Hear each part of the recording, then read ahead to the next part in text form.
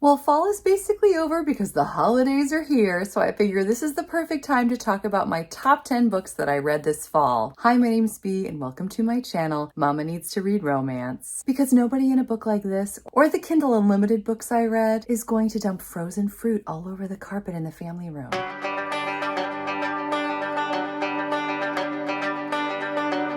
I started my channel in the summer and I had a great time, but I think I've had an even better time this fall and I can't wait to share my top 10 books with you. Because the holidays are coming up, I thought it would be fun for me just to act like they're each a recipe. I'm just doing them alphabetically, but they're all close to my heart. The first book I'm going to tell you about is Across Time. I read this on Kindle Unlimited. It's the first book of a duet. Take a time-traveling lady, add a very hunky Frenchman, add a splash of grapes from the French vineyard set in the 1930s, and you've got Across Time. This slow burn fantasy is intense, and it is beautiful. You have to read the second one, Across Eternity, if you're going to read the first one, because it is a cliffhanger, and the second book is even more intense. It is set during the beginning of World War II, so all of the triggers that would go along with being a woman at the start of a war. But still, this book just touched my heart. It was epic. I couldn't stop reading. To get the most out of the series, you'll also want to read the first two books in the series, Parallel and Intersect, and The Wedding if you can, which is a novella that you can find in the 4-pack on Kindle Unlimited.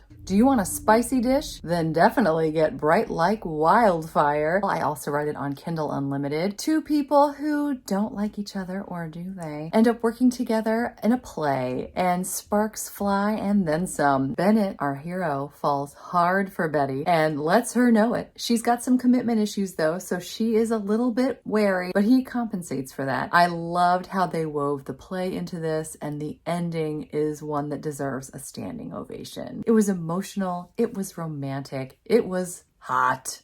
And it was good. If you're looking for more, you can read about Betty's roommate Lola in the other book that got rave reviews, Parks and Provocation. Looking forward to doing that one soon. You could enjoy this next one outdoors on a lovely day, Devil in Spring by Lisa Kleypas. It's book 3 in the Ravenel series, and it follows Pandora. She is a gal with her own mind. She's a little eccentric. She makes up her own words, and she's starting to create board games. She has no interest in a man, but he happens upon her one day when he finds her stuck in furniture at a ball. Yeah, that's right. This book is hilarious. It's full of heart. It's spicy. It's steamy. The man who finds her is Gabriel, Lord St. Vincent. He is the son of Sebastian, one who is very much infamous or famous from the Ravenel series. The settings are top-notch. The love is intense. I loved seeing Sebastian and Evie again as grown-ups who are still very much in love. This book was fantastic. There's a whole lot of cooking in this book, and I'm here for it. Don't Hex and Drive. It's Devraj Kumar and Isadora Savoy. Isadora is a witch, and Devraj is a Stygorn. That's right, a Stygorn. He's a vampire warrior, and he's also a Bollywood actor. And it worked for me, and then some. The man is gorgeous. He's compassionate, he's caring, he's deep, and he's totally willing to wait for poor shy Isadora to come around and realize that he's the best thing since sliced bread. I thoroughly enjoyed the slow seduction, and this book also has some excitement as well. They're trying to uncover a mystery. It's book 2 in the Stay a Spell series, also by Julia Cross, and I can't recommend it highly enough. It's my favorite of the Stay a Spell series. I finally get to use one of the books I own.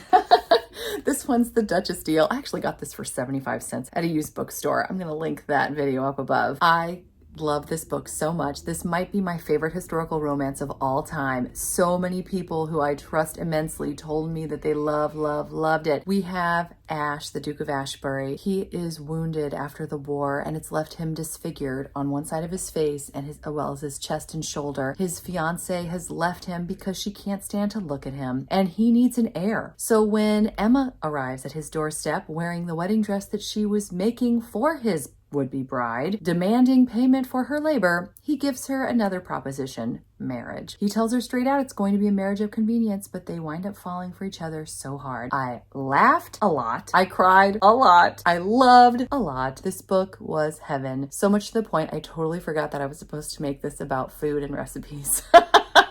Oh well, this is not working, is it? The point is, read this book. Do it. This is the best. This book is the first in the Girl Meets Duke series, so if you're looking to start a new series, this is a great place to start. Oh, the Happy Ever After playlist. Oh, I love this book so much. This is book 2 of the Friend Zone series by Abby Jimenez. Each chapter begins by listing a song and a band that you can look up so that you can get the vibe of that particular chapter, which I loved. You can listen to the music as you're reading or after you're reading, which is so much fun. We have Sloane Monroe. She is trying to recover after the passing of her husband. He's been gone for 2 years, but she still hasn't had a chance to really recover until one day a dog falls through the roof of her car. Turns out this dog belongs to a famous musician. He's out of the country touring and he left his dog with his terrible, I guess, ex-girlfriend to take care of. Didn't work out so well, obviously, since the dog is roaming randomly out in the streets of California. Well, she discovers his phone number on the dog's collar, texts him. Texts become calls, calls become meeting in person, and love blooms from there. This was just a fantastic book. I cannot recommend it. Just like I just said the other one, I can't recommend it highly enough. I enjoyed it so very much. He is a true cinnamon roll hero, and just so good, just so good. And this is being made into a movie. Hello, stranger. Oh, I love this book so much. We have another step back, so why not? Let's take a glance. We have Ethan Ransom and Dr. Garrett Gibson. He's a detective, she's a doctor, based on a real person who lived in the 1800s in London. So cool. Together, they have wild chemistry. He wants her to be the bright, amazing woman that she is, but he's afraid to really lose his heart to her because he is in danger and he doesn't want to pull her down with him. Well, she's so strong that she doesn't care. They fight the odds together and I was here for it. It was steamy. It was exciting. He is, I think, a cinnamon roll hero and I loved this book so much. It's book 4 of the Ravenel series and it got a 4.06 on Goodreads. If you know me at all, you know I don't tend to like novellas, but I actually love this one so much it went into my top 10. In the Darkest Midnight by Grace Draven. It is a novella set within the Wraith King series, which you can read in between books 2, Eidolon, and book 3, The Ippus King. They actually talk about it in The Ippus King, which I thought was pretty neat. Jana Alfreda has a birthmark that covers her face and a lot of her chest, which has made her a pariah in society, but Radamar Velis does not care. It's a fantasy. It is set in wintertime, so picture like medieval period dress and cold, and I love the vibe of her writing, and you just sort of feel enveloped and cozy as you read. I listened to this actually on Audible and I loved the narrator. She does a super job. Radamar is actually supposed to be training Jana's older brother, but he has carried a torch for Jana since the beginning. This story takes place over the period of years. She fancies him but doesn't expect that he loves her because of her birthmark, but really he does. He sees to the heart of her. He always considered her beautiful and strong. He actually teaches her to fight, and I loved watching their love unfold. It was such a satisfying ending and a great short story. Life's Too Short, also by Abby Jimenez. We have Adrian Copeland, who is a lawyer. He's overworked and he doesn't really do anything aside from work, actually. And then we have someone who is completely the opposite, Vanessa. She is a YouTube star, and however, her life isn't completely rosy, despite the fact that she is super famous. She may be carrying ALS. The women who are close to her and her family all passed away by the age of 30 from ALS, and she doesn't know if she has it or not, but she's not willing to find out. She wants to live life to the fullest, and she wants to teach Adrian how to do the same. They meet one night in the middle of the night. She's taking care of a baby that she is fostering. He winds up fostering a dog, and they start to work together since they're neighbors, and they realize they have incredible chemistry. They start to become a family, and I loved seeing the two of them fall for one another, and the ending was insane. I loved it so much. I cried. It was so good. But yes, there are some triggers such as hoarding, discussions of ALS. So yes, like other Abby Jimenez books, there are emotional segments of this, but it was also very heartwarming. It was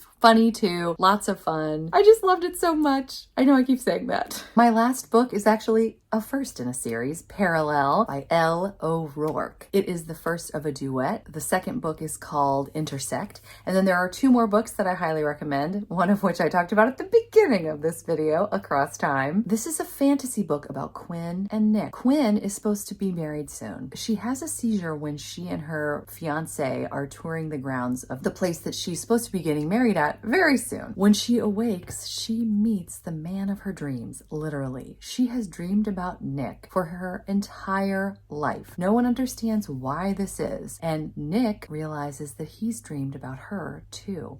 What is going on?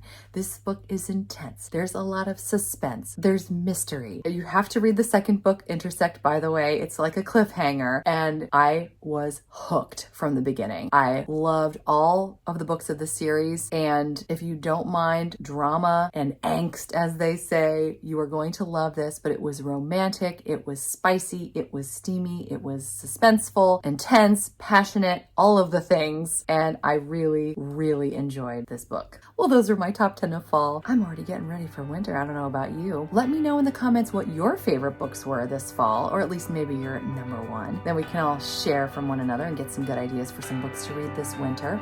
I hope you're doing well, and I hope you're enjoying whatever it is that you're reading, whether it turns out to be a top book for you or not. Until next time, thanks so much. Take care. Bye.